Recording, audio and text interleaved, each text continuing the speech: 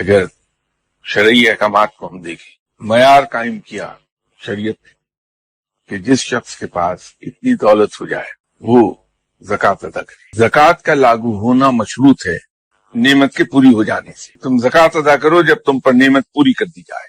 वो जो एक हद रखी है वो हद है कि तुम पर नेमत पूरी कर दी गई। उसके बाद जो नेमतों की बारिश होती है इंसान पर, तो उसमें वो ज़कात अदा करता है।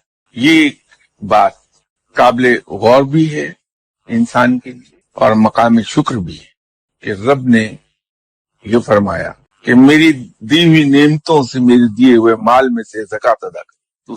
ये उसकी कमाल मेहरबानी है कि माल भी उसका और उसके दिए हुए माल में से जो हम दूसरों को कुछ दे दें उसका अजर भी बेपनाह।